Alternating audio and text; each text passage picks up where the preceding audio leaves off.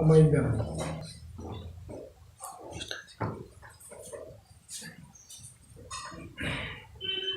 ప్రభునందు ప్రియమైన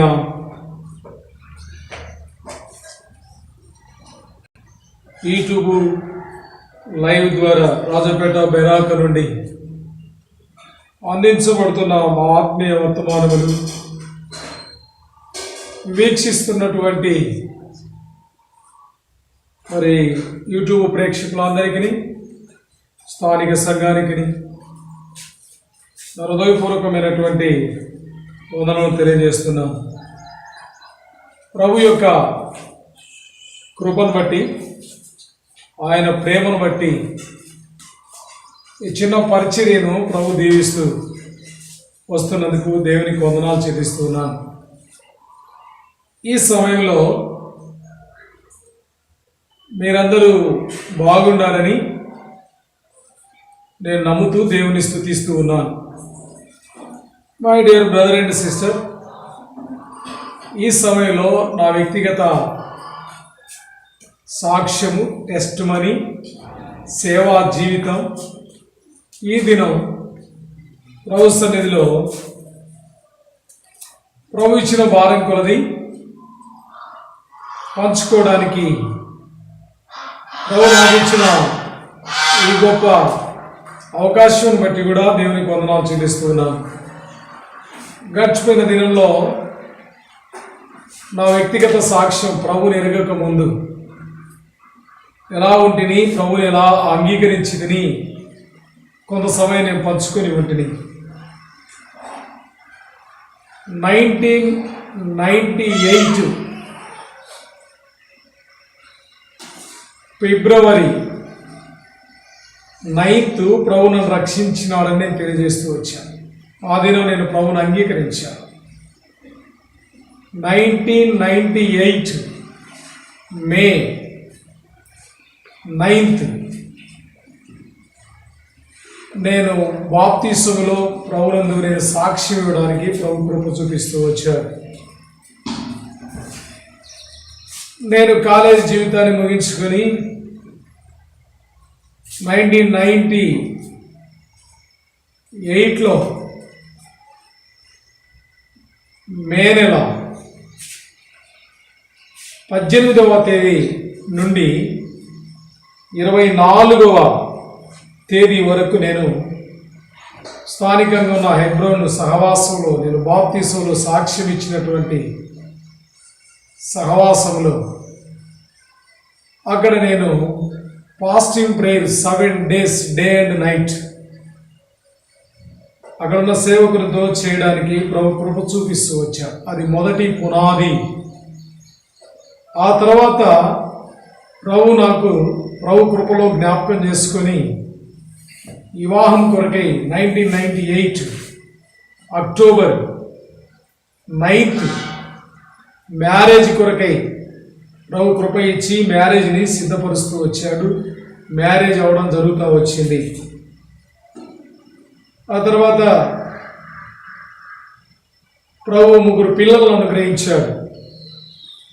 మా గర్భఫలమును దీవించి మరి ముందు ఒక పెద్ద కుమార్తెగా దేవుడు అనుగ్రహించాడు, బ్లెస్సింగ్. అలాగే జోయల్ బెనర్జీ, అలాగే జెస్సీ గోమ్స్ అని 3 పిల్లలను ప్రభు ఆశీర్వదించి మాకు అనుగ్రహించాడు. అప్పటి నుంచి నేను కొన్ని పరిస్థితులు ఎదుర్కొంటూ, ఆరోగ్యంలో సమస్యలు, మరి రకరకాల పరిస్థితులు నేను ఎదుర్కొంటున్నప్పుడు ప్రభు సన్నిధిలో కనిపించినప్పుడు ప్రభు నన్ను సేవకు పిలిచాడు. నేను గతం టెస్ట్ మనిలో నేను చెప్తూ వచ్చాను, సేవా పిలుపు నీ చేత చేసుకున్నట్టు కొరకై నేను ప్రభు సన్నిధిలో కనిపెట్టి ప్రభు యొక్క ఏర్పాటు వరకు నేను కనిపెట్టి ప్రభు ఏర్పాటును గుర్తించి సేవ కొరకై హెబ్రోన్లో నేను 2004 నుండి నా లెటరు తెలంగాణ సేవ చేయాలన్న భారముతో హెబ్రోన్లో పెద్దలు కొరేనంకులు జేసీరావు గారు, మరి జీటీ గారు, పిలిపంగులు అందరూ కలిసి ఉండి ఒక రూమ్లో మాట్లాడుకుంటే సమయంలో నేను ఆ లెటర్ అందించి ప్రార్థన చేసుకొని కొద్ది రోజులుండి ఆ తర్వాత నేను స్థానికంగా మరి అప్పగించబడ్డాను. స్థానికంగా 1 year వరకు నేను సేవ చేశాను. 2005 నుంచి 2008 వరకు నేను సేవలో తర్ఫీదు పొందిన తర్వాత 1 year నేను స్థానికంగానే సేవ చేస్తూ వచ్చాను. మోరియా ప్రార్థన మందిరం సేవకుల ఎదుట అనేక పరిచర్యలో పాల్పొందుతూ నేను ఫ్యామిలీగా కూడా మందిరానికి నడిపించబడుతూ నేను సమస్తాన్ని వదిలిపెట్టి నేను ఆ ఉద్యోగ భారాన్ని కూడా వదిలిపెట్టి నేను సేవలో ఉంటూ వచ్చాను. మరి తెలంగాణ ప్రభు చూపించాడు కాబట్టి హెబ్రోన్ పెద్దలు నన్ను 2008 December 7, 2008 సంవత్సరం డిసెంబర్ నెల 7వ తేదీ తెలంగాణలోని ఉమ్మడి జిల్లా అయినటువంటి నల్గొండ జిల్లా రాజాపేట మండలం రాజాపేటకి దేవుడు నన్ను ఇక్కడికి పంపించాడు. హెబ్రోను పెద్దలు ప్రార్థన చేసి నన్ను ఇక్కడికి పంపించారు. నేను ఒంటరిగా ఈ ప్రాంతానికి ఒక్కనిగా వచ్చాను. నాకు తెలవదు ప్రాంతం ఎలాంటిదో సంఘం ఎలాంటిదో అనేది నేను ఆలోచన చేయలేదు. నాకు అలాంటి ఆలోచన రాలేదు. ప్రార్థన చేశాను. నేను ఇక్కడికి వచ్చినాను.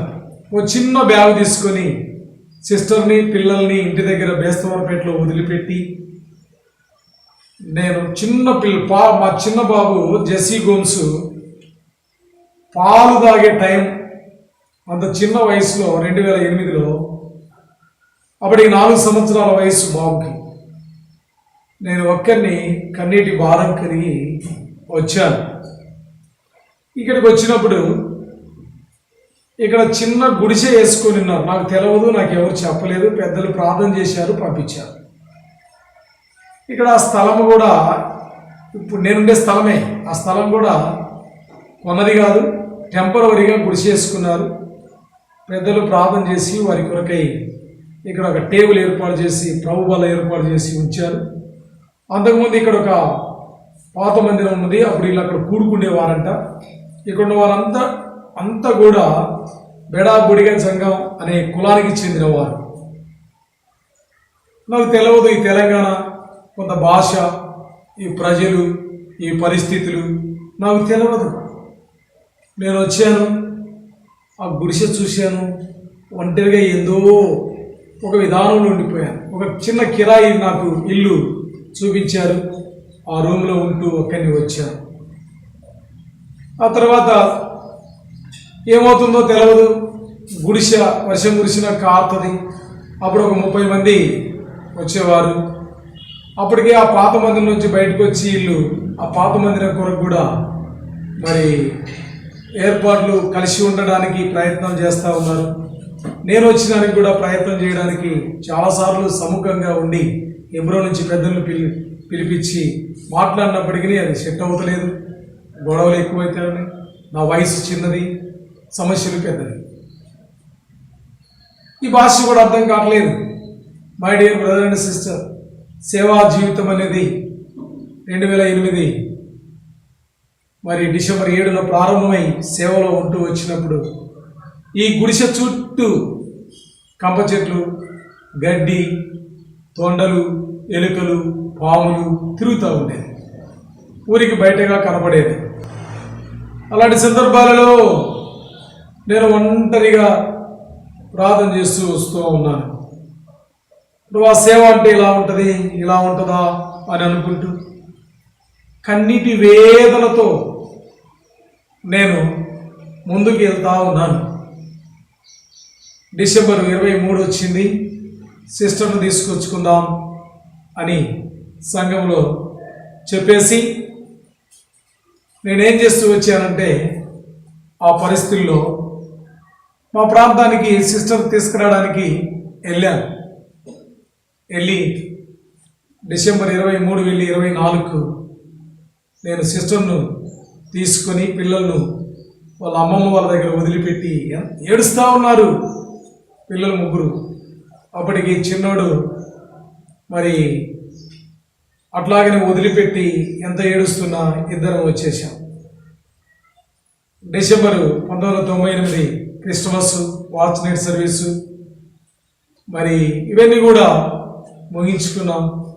ఒకవైపు పిల్లలను వదిలిపెట్టి వచ్చినటువంటి బాధ అనుభవిస్తూ ఉన్నాం.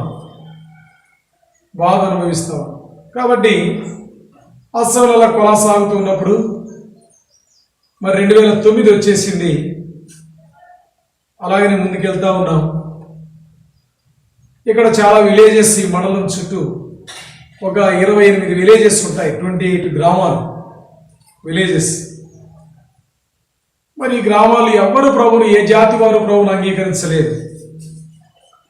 నాకు వినబడినటువంటి వార్త ఏంటంటే 20 సంవత్సరాల క్రితం 2009కి బ్యాక్ హెబ్రోన్ నుంచి సువార్తకు వ్యాన్ ద్వారా వచ్చినప్పుడు ఇక్కడ ఆటంకం చేసి వ్యాను అద్దాలు పగలగొట్టి స్టేషనరీ అంతా కాల్చి వేసినారు. అప్పటి నుంచి ఈ ప్రాంతంలో సువార్త లేదనే మాట నాకు తెలియజేశారు.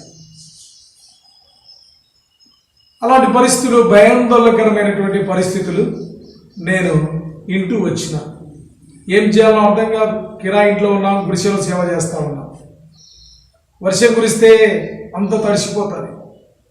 అలాంటి పరిస్థితుల్లో ముందుకెళ్తా ఉన్నప్పుడు సంఘస్థులు ఇద్దరు ఏం చేసినారంటే, నాకు తెలియదు, ఒక ఇంట్లో ఒక వైశ్యాస్ వారు ప్రార్థన చేయించుకుంటారు అని నెమిలి అనే గ్రామానికి తీసుకెళ్ళారు. ఆ ఇంట్లో సాపేశారు.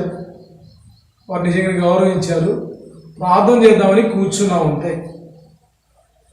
వెంటనే నేను ఇల్లు చుట్టూ అందరూ చుట్టుముట్టారు. ఏదో నాకు తెలియదు, ఏం జరుగుతుందో తెలియదు. బయటికి లాక్కొచ్చారు, భయంకరంగా కొట్టారు. సిస్టర్ను, నన్ను భయంకరంగా వేధించారు.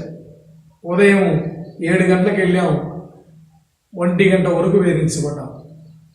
పంచాయతీ కచేరీ అంటారు ఇక్కడ, పంచాయతీ ఆఫీస్ని. ఆ కచేరీలోకి తీసుకెళ్లారు. మరి అన్యమత బోధ అని పేరు పెట్టి మత మార్పిడి అనేది బైబిల్ని తీసుకొని చిత్రహింసం చేశారు. వెనక తన్నుతున్నారు, ముందు తన్నుతున్నారు. భయపడిపోయాను ఆ పరిస్థితి. ఏమీ అర్థం కాలేదు. ఒక రెడ్డికి జాతికి చెందిన ఒక ఆయన వచ్చి, వీళ్ళు ఎక్కడి నుంచి కొత్త వాళ్ళు వచ్చినట్టుంది, చిన్నపిల్లల్లా ఉన్నారు అని వాళ్ళ చేతులను జిడిపించి త్వరగా పంపించేశారు. ఆ 2009 ఏప్రిల్ 17 జరిగిన ఆ సందర్భం హెబ్రోన్ దాకా చేరింది. దాని కొరియనుకులు వాళ్ళు పరామర్శించి, ఇలాంటి అనుభవాలు కొంతమందికే, ఇలాంటి శ్రమలు అనుమతించబడతాయి, ప్రభువు మీరు కోరుకున్నాడు అన్నటువంటి ఆదరణ మాటలు చెప్పి ఆదరించి బలపరిచారు. ఆ సమయం నేను ఎందుకు వచ్చి తిని అని సిస్టర్, నేను ఆ బ్యాగ్ తీసుకొని ప్రయాణమైన వెళ్ళిపోవడం తెలవదు. ఇలాంటి పరిస్థితులు ఉంటాయి. ఇక్కడ ఆర్ఎస్ బీజేపీలో ఎక్కువగా టార్చర్గా చేసే ప్రజలు ఉన్నారని అప్పుడు తెలిసింది. అప్పుడు నేను బ్యాగ్ తీసుకుని వెళ్తా ఉంటే సిస్టర్, నేను వెనక ఏడ్చుకుంటా, మరి ఉన్న ఈ సంఘస్థులు వెంటబడి మరి బలపరిచి ఆదరించి ఒక దగ్గర కూర్చున్నానికి ప్రభు ఒక వాక్యాన్ని జ్ఞాపకం చేశాడు. The book of proverbs chapter 24:10, సామెత గ్రంథం 24:10 నువ్వు శ్రమ దినమున కురింగిన ఎడల నువ్వు చేతగాని వాడవుతావనే మాట నా మనసులో పదే మాట్లాడుతూ వచ్చాను. అప్పుడు ఒక నిమిషం తలంచుకొని మనసులో ప్రార్థన చేసుకొని వెనుదిరిగి నేను మళ్ళీ రూమ్కి వచ్చాను. సహోదరులతో కలిసి ప్రార్థన చేస్తూ వచ్చాను. అప్పుడు 17 ఏప్రిల్ ఆ పరిస్థితి జరిగింది. ఇంకా నేను ధైర్యం చేసుకున్నాను. నేను చాలా పిరికివాడిని. ఆయనను ప్రభు ఆ పరిస్థితి ద్వారా కొంత ధైర్యం ఇచ్చారు. అప్పుడు 19వ తారీఖు ఏప్రిల్ నేను ఒకటే తీర్మానం చేసుకుని, ఇంకా ఫాస్టింగ్ ప్రేయర్ చేయాలి అని నేను తీర్మానం చేసుకుని 2009 మరి అక్టోబరు 19వ తారీఖు నేను అన్ని ఎవిడెన్స్గా రాసి పెట్టుకున్నాను. సేవా జీవితంలో అనుమతించిన ప్రతి పరిస్థితి 19వ తారీఖు నుండి 1వ తారీఖు నవంబర్ నెల 2009 వరకు 14 రోజులు ఉదయం 9 గంటల నుండి సాయంత్రం 5 గంటల వరకు ఫాస్టింగ్ ప్రేయర్ 14 దినాలు డే టైంలో చేయడం ప్రారంభించారు. ఆ దినంలో అనేక మంది సమయానుకూలంగా సంఘంలో వచ్చేవారు. అలాగే ఎంతోమంది ఈ 14 దినాల్లో అలాగనే కూర్చొని సాయంత్రం 5 గంటల వరకు ఏమీ తీసుకునేది కాదు. ఆ ప్రార్థన చేస్తూ అలాగనే మళ్ళీ వార కూడికలు, నియామక కూడికలు, సంఘ ప్రార్థన, Bible study, sisters meeting, fasting prayer ఇలాగన్నీ కంటిన్యూ చేస్తూ వచ్చాను. ఆల్ నైట్ ప్రేయరు కంటిన్యూ అన్నీ ఏర్పాటు చేశాను కూడికలు. ఇక్కడ ప్రార్థన అంటే తెలియదు, ఫాస్టింగ్ అంటే తెలియదు. అవన్నీ కూడా ఆ దినం నుంచి ఆరంభం నేర్పించుకుంటూ వచ్చారు. అంత అన్ఎడ్యుకేషన్ పీపుల్స్ ఇక్కడ బుడిగ సంఘాలు కాబట్టి అన్ఎడ్యుకేషన్ పీపుల్స్. అలాంటి ప్రజల మధ్యలో ప్రభు నిలబెట్టినప్పుడు వారికి అన్ని నేర్పించుకుంటూ వచ్చారు. ఆ తర్వాత అదే సంవత్సరం 2009 మరి నవంబర్ 16 నుండి మరి డిసెంబర్ 6 వరకు 21 డేస్ సేమ్ టైం ఉదయం 9 నుంచి మరి సాయంత్రం 5 వరకు 21 రోజు 21 డేస్ ఫాస్టింగ్ ప్రేయర్ డే టైంలో ప్రారంభించాను. ఆ ప్రార్థన నడిపించబడుతూ ప్రభు ఆత్మలో స్థిరపరుస్తూ ధైర్యం ఇస్తూ వచ్చాడు. ఈ గుడిసెపై మైక్ పెడతా ఉంటే మైక్ మీద కూడా దాడి చేస్తూ ఉన్నారు. మైక్ తీయమని ఒత్తిడి చేస్తూ ఉన్నారు. అయినా భయపడకుండా మైకును ఆపకుండా కంటిన్యూ చేస్తూ ఉన్నాను ప్రతి మీటింగ్లో. ప్రభు ఆపమని చెప్పలేదు, ధైర్యంగా ఉండమని చెప్తా వచ్చారు. నేను అలాగనే ధైర్యపరుస్తబడుతూ వచ్చాను. పిల్లలేమో మా ఆంటీ వాళ్ళ ఇంటి దగ్గర, సిస్టర్ వాళ్ళ ఇంటి దగ్గర ఉండిపోయాను. ఇద్దరమే ఒంటరిగా, ఆమెకు నేను, నాకు ఆమెతో. ఇక్కడ ఈ ప్రజలు కూడా డిసెంబర్ పండగ చూసుకొని, క్రిస్టమస్, జనవరి వాచనీ సర్వీస్ చూసుకొని వేరే దేశాలకు బిజినెస్కి వెళ్తారు. ఒంటరిగా ఉంటాం, ఇక ఎవరు తోడు ఉండదు. నెలకు ఒకసారి ఎవరీ మంత్ 15వ తారీఖు వస్తారు. వచ్చి పరామర్శిస్తారు, సండే చూసుకుంటారు, మళ్ళీ వ్యాపారం పోతా ఉంటారు. వలస జీవులు, తోడు ఉండరు బయటికి వెళ్ళడానికి. అలాంటి పరిస్థితులు నేను ఇక్కడ అనుభవిస్తూ వచ్చాను. ఆయనను నేను ఎన్నడూ కూడా ప్రార్థన మర్చిపోకుండా ప్రభు ఈ పరిస్థితుల్లో నేర్పిస్తూ వచ్చాను. కంటిన్యూగా ఎర్లీ మార్నింగ్ 4 to 6, 7, 8 పరిస్థితిని బట్టి ఆ ప్రేయర్ ఎన్నడూ కూడా మానుకున్నది లేదు. విశ్వాసిగా ఉన్నప్పటి నుంచి నేటి వరకు మందిరంలో కూడికలు యథావిధిగా కంటిన్యూగా జరిగించడానికి ప్రభు కృప ఇస్తూ వచ్చాడు. My dear brother and sister, అంతటితో ప్రార్థన నేను ఆపలేదు. 30 మందిని, 40 మందిని, 40 మందిని, 50 మందిని, 100 మందిని ఈ సంఘాన్ని ప్రభు సమకూరుస్తూ వచ్చాడు. అనేకులు విశ్వాసానికి లోబడ్డారు. ప్రజలందరూ దేవుని వాక్యాన్ని గౌరవించారు. ఎంతగానో ఈ సంఘంలో ప్రజలు ప్రేమించడంలో ప్రాణం తీసి పెట్టేటట్టుగా ప్రేమించడానికి అలవాటు పడ్డారు. అలాంటి పరిస్థితుల్లో ఈ ప్రార్థన అనేది అంత ప్రతిఫలం దేవుడు కార్యం చేస్తూ వచ్చాడు. అలాగనే 2010లో ఎంటర్ అయినాం. సంఘం విస్తరిస్తూ ఉంది. 2010లో 4వ తారీఖు జనవరి 2010లో ఆ తేదీ నుండి 7వ తారీఖు జనవరి నెల 2010 వరకు ఉదయం 8 గంటల నుంచి మరి 7వ తారీఖు ఉదయం 8 గంటల వరకు 3 days day and night fasting prayer తీర్మానం చేసుకొని కూర్చున్నాం. 2010లో అలాగ కూర్చుంటా వచ్చినప్పుడు నాతో పాటు చాలామంది సహకరించారు. అంటే పూర్తిగా అసంపూర్ణంగా చాలామంది సహకరించారు. నేను అలాగనే 3 days ఉండిపోయాను. ఆ దినం దేవుని వాక్యం 3 దినాలు ధ్యానం చేస్తూ వచ్చాము. Gospel according to Matthew chapter 6 verse 16. ఆ భాగాన్ని దేవుడు 3 దినాల కొరకై ప్రభు సహాయం చేస్తూ వచ్చారు. కాబట్టి my dear brother and sister, ఆ 3 days అయిపోయే వరకు ప్రభు శక్తినిస్తూ వచ్చారు, ప్రభు కృప ఇస్తూ వచ్చారు, బలపరుస్తూ వచ్చారు, ఆదరిస్తూ వచ్చారు. 3 days అలాగనే రాత్రి పగలు వచ్చిన ప్రజల్ని కూడా విరామం లేకుండా తిరుగుతూ ప్రార్థనలు నడిపిస్తూ 3 దినాలు నేను ముగించగలిగితే ప్రభు కృపను బట్టి. నెక్స్ట్ టైం 5వదిగా 2010లో మరి 7 రోజులు 7 రాత్రులు 7 పగళ్ళు 17వ తారీఖు జనవరి 2010 నుండి 23 జనవరి 2010 వరకు 7 దినములు రాత్రి పగలు ఫాస్టింగ్ ప్రేయర్ ప్రారంభించాను. ఆ దినాల్లో కూడా కొద్దిమందిగా సంఘంలో సహకరించడానికి ప్రభు సహాయం చేస్తూ వచ్చారు. ఆ దినాల్లో దేవుని వాక్యం ధ్యానించడానికి మార్కు రాసిన సువార్త gospel according to mark chapter 21 verse 22. Mark రాసిన సువార్త 21వ అధ్యాయం 22వ వచనం. దేవుడు ఆ దినాల కొరకే ఆ వాక్యాన్ని చూపించాడు.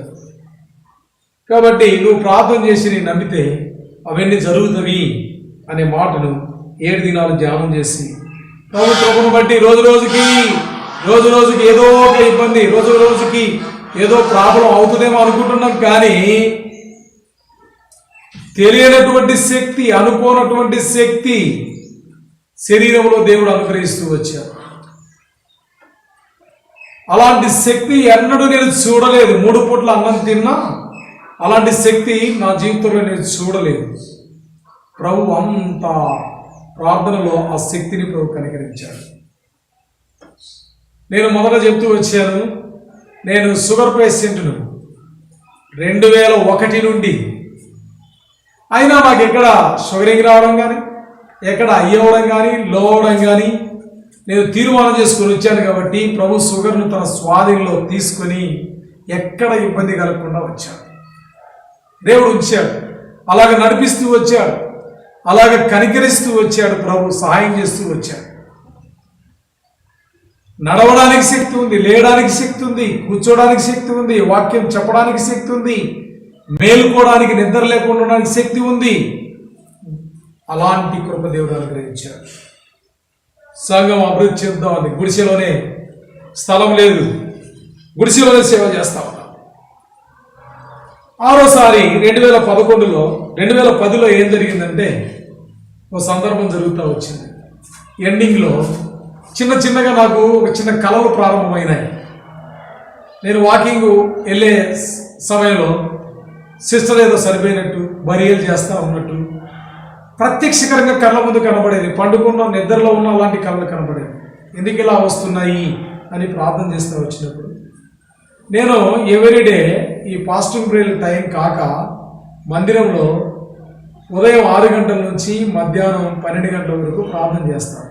ఆ కిరాయి ఉన్న ఇంట్లో పిల్లలు పెట్టుకొని సిస్టరు భోజనాలు పని అయి చేస్తూ ఉండేది. మీటింగ్లోకి రెడీ. 2010 నవంబరు 29వ తారీఖు సిస్టర్కి ఒక డెవిల్ అనేది అటాక్ చేసి పిల్లలు పరిగెత్తుకుని వచ్చి చెప్పారు. నేను పోయేసరికి మాకు చిన్న gas stove, kerosene gas stove ఉండేది. ఆ మంట మీద చేతులు ఇట్లా పెట్టుకుంటా కూర్చొని, ఏంటమ్మా ఇదని పోయేసరికి నా గొంతు పట్టుకుంది, సొక్క పట్టుకుంది, వదులుతలేదు. నువ్వు ఇక్కడి నుంచి వెళ్ళరా, నువ్వు ఎందుకు ఈ ప్రజలు మార్చడానికి వచ్చావు అని చెప్పి తిరుగుబాటు చేసింది.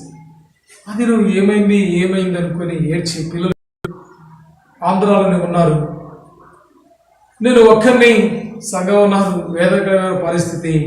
ప్రార్థన చేశాను, మరి చిన్నగా అది వదిలింది. ఇంకా ఆ దినం నుంచి కంటిన్యూ అయింది ఏదో మాంత్రిక శక్తులని, ఏదో పరిస్థితులని. అంతకుముందు నేను ఐరన్కు ఒక షర్ట్ ఇచ్చాను. ఐరన్కు బట్టలు ఇచ్చినప్పుడు నా షర్ట్ రాలేదు. అడిగితే ఇచ్చినా ఉన్నారు. ఓ 2 నెలల వరకు నేను పిల్లల దగ్గరికి చూడడానికి వెళ్ళినప్పుడు మేము బాగుండేది. తిరిగి వచ్చేటప్పుడు నా ఒంటి మీద షర్ట్ ఉంచుకోవడానికి చేత కాదు. బస్సులో హైదరాబాద్ వరకు బాగుంటుంది, హైదరాబాద్ నుంచి ఇటు వచ్చే వరకు ఇబ్బందికరంగా ఉండేది.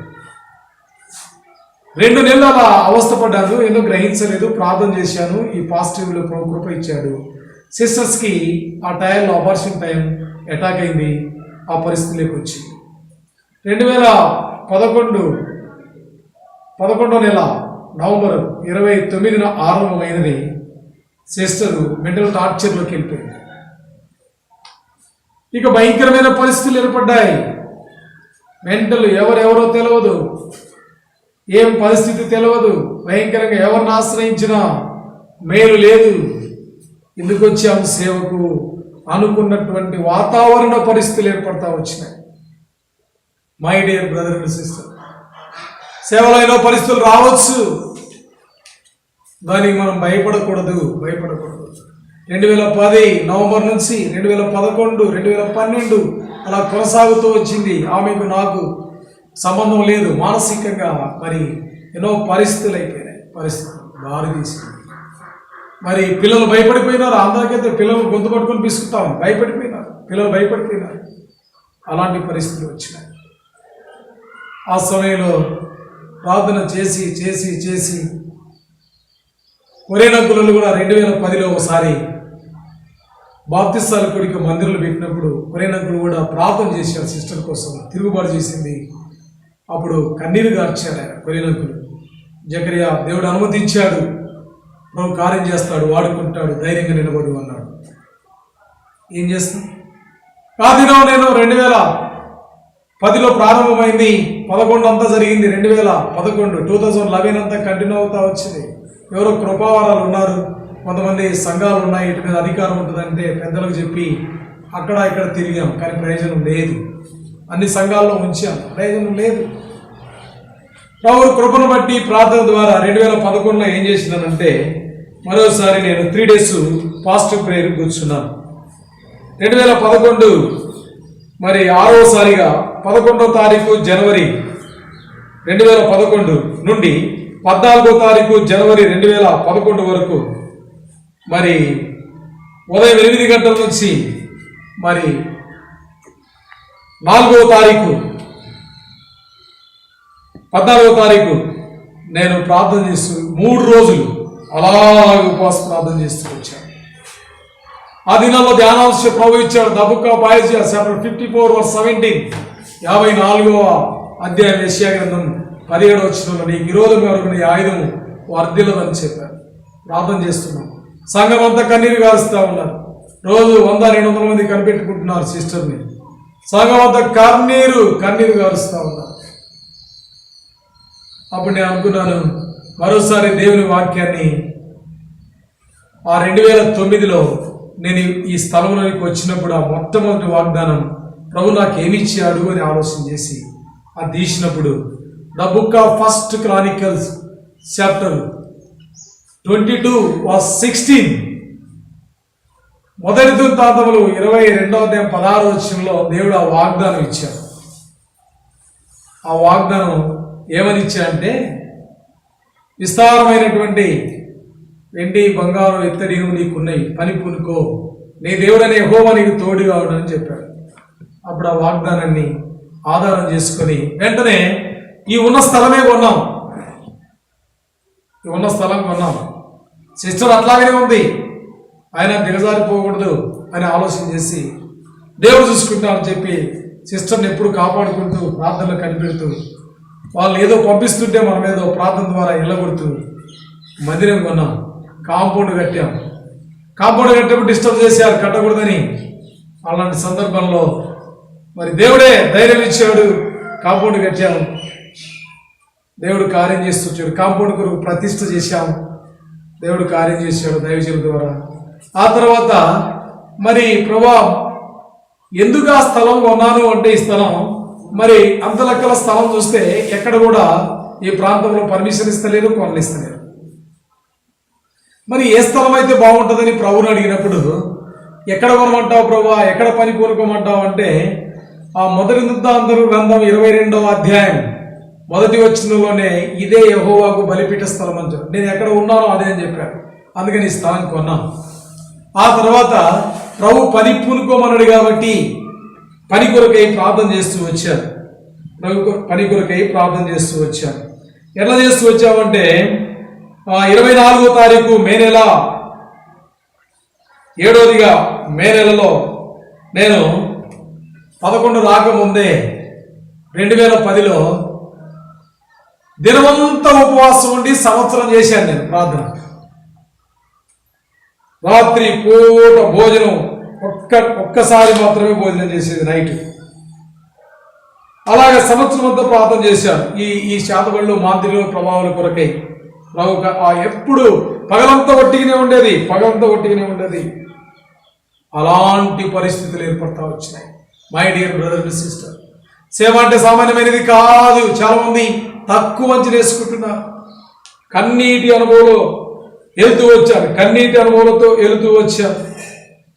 కాబట్టి ఆ ఫాస్టింగ్ ప్రేయర్ చేసిన తర్వాత సంవత్సరం అంతా కూడా 1 year ఒక్క పూట భోజనముతో ఫాస్టింగ్ ప్రేయర్ చేస్తూ వచ్చాను. ఒక్క పూటతో చేస్తూ వచ్చాను. My dear brother and sister, యథార్థమైన సాక్ష్యం, సత్యం. ఆ తర్వాత సిస్టర్ అలాగనే ఉండి ఆ పరిస్థితుల్లో ఉన్నప్పుడు పిల్లలతో అయిపోయింది, మాదైపోయింది. నాకు ఆమెకు సంబంధం లేని పరిస్థితులు అయిపోయినాయి. శరీరం అంతా ఫాస్టింగ్తో కొట్టబడింది, నాలుగు కట్టబడింది.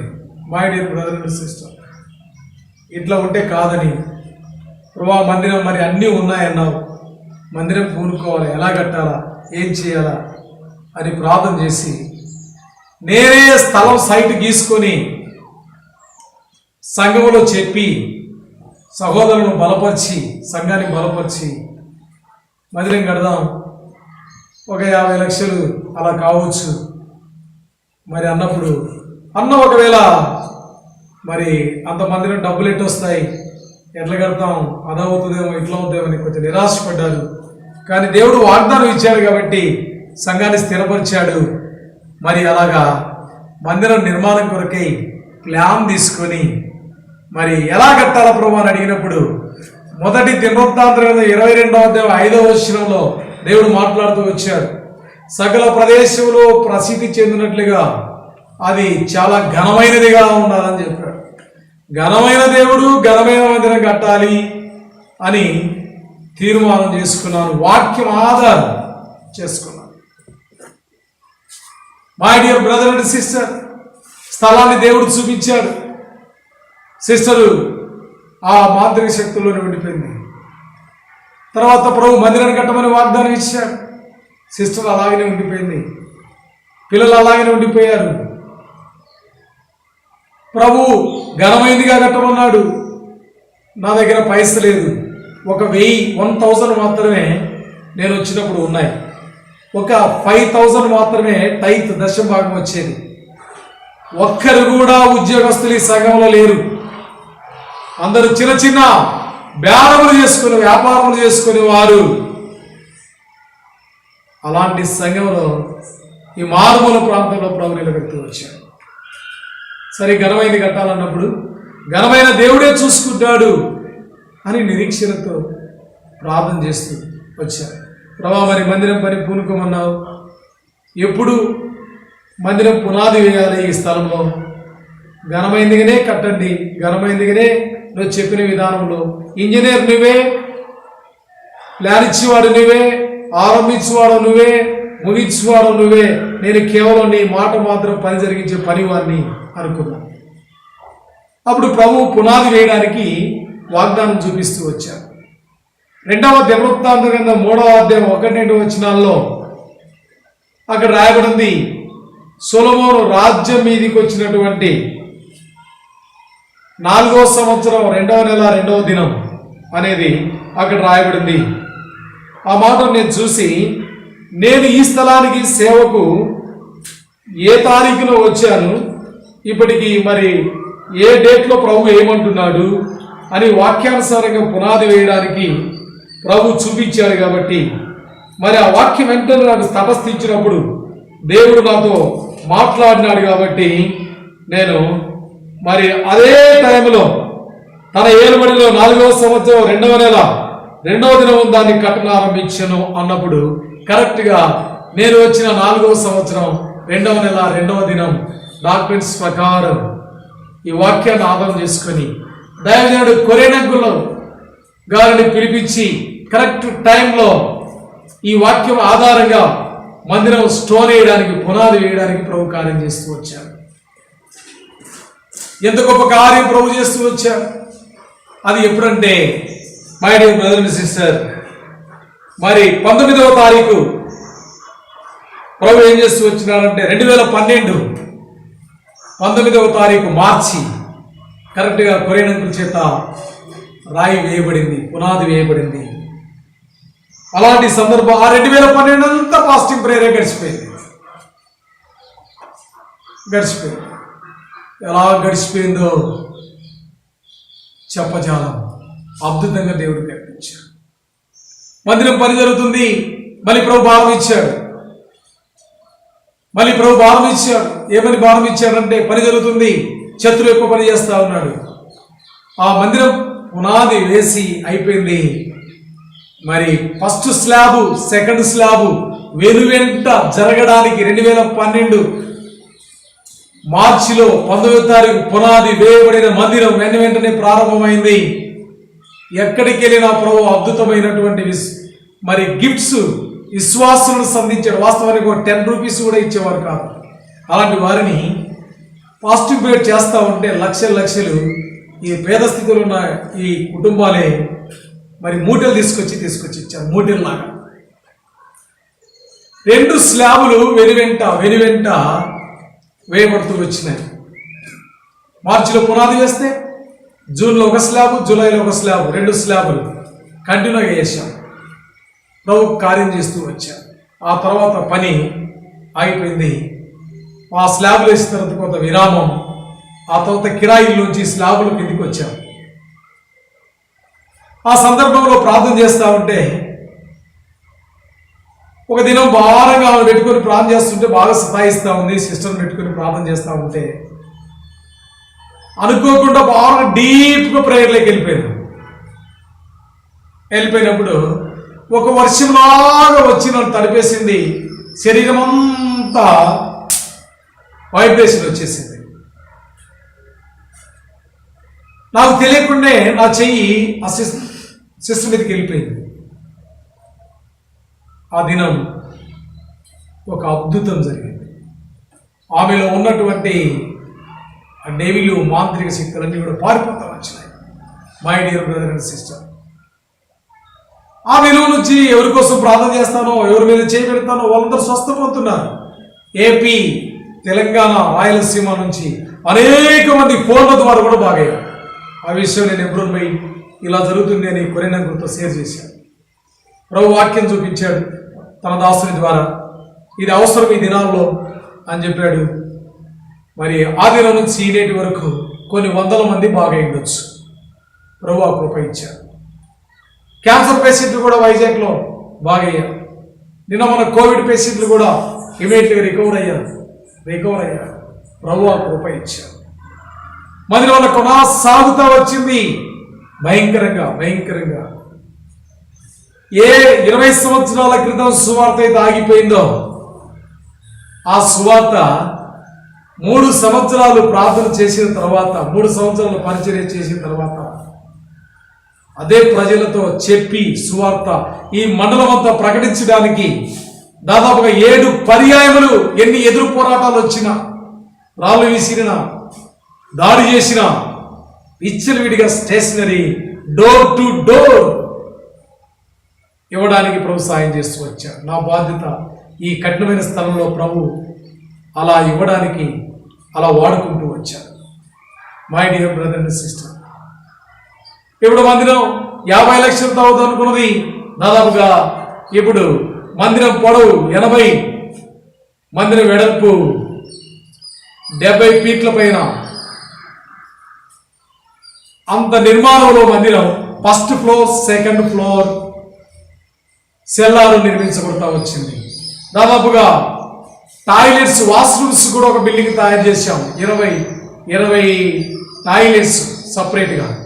తర్వాత ఫస్ట్ ఫ్లోర్లో మరి లివింగ్ క్వార్టర్స్ అన్ని, తర్వాత ఫస్ట్ ఫ్లోర్లో కూడా వాష్రూమ్స్ అన్ని కూడా నిర్మించడానికి ప్రోత్సాహం చేస్తూ వచ్చారు. ఎవ్రీ వాష్రూమ్ 1 lakh అవుతా వచ్చింది. పక్కన ఒక 500 గజాల స్థలం కూడా కొనడానికి ప్రభు కృప ఇచ్చాడు. ప్రోత్సాహం చేస్తూ వచ్చాడు. మందిరం అద్దులు దాటిపోతుంది. మందిరం ఖర్చు ఎక్కువైపోతా ఉంది. మందిరం నిర్మాణం పెరిగిపోతా ఉంది. మందిరం యొక్క నిర్మాణం పెరిగిపోతా ఉంది. My dear brother and sister, దాదాపుగా ఈ దినానికి 3 crores దాటిపోయింది మందిరం నిర్మాణం.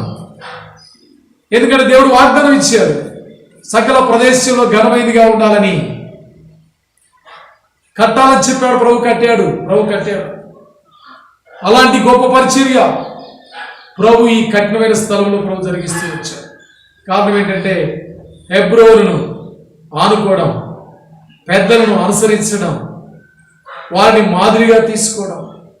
దైవజనుడు భక్సింగం గురువారు చూపించిన దర్శనంలో నిలిచిన పెద్దలతో అనుబంధం కలిగి ఉండడం హెబ్రోను ఆనుకునుడు ద్వారా దేవుడు విస్తారంగా దీవించాడు. ఎన్నో శ్రమల్లో కూడా ప్రభు తీసుకుని వచ్చాడు. ఆ తర్వాత నేను 2018 1 year, 2018 April 24 to 2019 April 24 వరకు 1 year రాత్రి పగలు ఉపవాస ప్రార్థన చేస్తూ వచ్చాను ప్రభు నామమున. మొదట నేను ఏమనుకున్నానంటే 21 days చేద్దాం అనుకున్నాను. ముగింపు రాలే. 21 days చేస్తే తర్వాత మోసేలాగా 40 days చేద్దాం అనుకున్నాను. ముగింపు రాలే. అలాగా కంటిన్యూ అయిపోయింది. 1 year ఓన్లీ వాటర్ మాత్రం తీసుకున్నాను.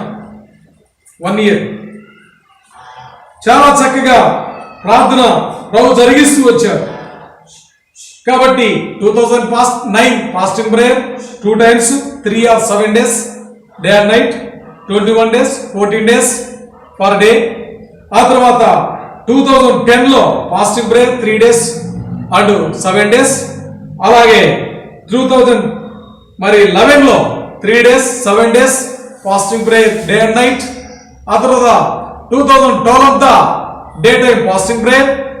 మందిర నిర్మాణం, చాతపరులతో పోరాటం, ఆర్సీబీజీలతో పోరాటం, మైకుతో పోరాటం. అలాగా 2013లో కూడా 2 times 3 days day and night, 7 days day and night fasting prayer. ఇలాగా నలగొట్టాడు దేవుడు. నలగొడుతూ వచ్చాడు, ప్రభు కార్యం చేస్తూ వచ్చాడు. 2018 to 2019 1 year కంప్లీట్ ఫాస్టింగ్. 1 monthకి ఒకసారి నా షుగర్ లెవెల్స్, నా బాడీలో బ్లడ్ లెవెల్స్ నేను పరీక్షకి వెళ్ళాను. డాక్టర్ గారు చెప్పేది, మీరు ఫాస్టింగ్ అలా ఉండొద్దు, ఏ టైం అయినా గ్లూకోజ్ వాల్యూ పడిపోతే పరిస్థితి ఇబ్బంది అవుతాను. సార్ ప్రభు నాడు కార్యం చేస్తాడని చెప్పేది. అలాగా 1 year టెస్ట్ చేసుకుంటూ వచ్చినా కూడా నా sugar levels, cholesterol levels, BP levels అన్నీ కూడా నార్మల్గా ఉన్నాయి. మీటింగ్లకు వెళ్ళినా, కాలేజ్ మీటింగ్లకు వెళ్ళినా ఖాళీగా కూర్చుంటే ఎంతమంది భోజనం చేసినా. 1 yearలో ఎవ్రీ మంత్ స్పెషల్ మీటింగ్ ఏర్పాటు చేస్తూ వచ్చారు మందిరంలో. మందిరం పని జరుగుతున్న పరిచర్య ఆపలేదు. Every month special meetings, continue process 3 days. ఎంతో అనుభవపూర్వకంగా ప్రభు సేవను నడిపిస్తూ వచ్చాడు.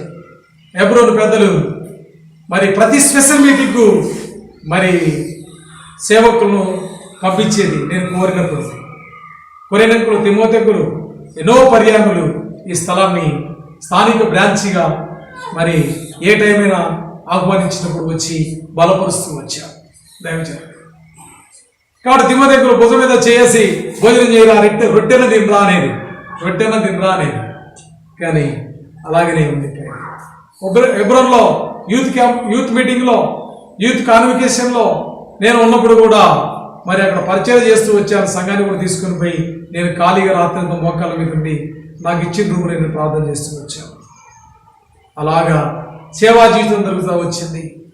అలాంటప్పుడు నా వ్యక్తిగత ఫ్యామిలీ విషయంలో మరి పిల్లల్ని ఆంధ్ర నుంచి తీసుకొని వచ్చి ఇంకా దూరం అయిపోయినారు, పిల్లలు చదివేట్లాగా ఈ తెలంగాణలో ఈ రాజపేటలో స్కూల్ సాధించడం లేదని చిన్నోడు 6th క్లాసు, పెద్దోడు 8th క్లాస్లో, పెద్ద పాప మరి 10th క్లాస్లో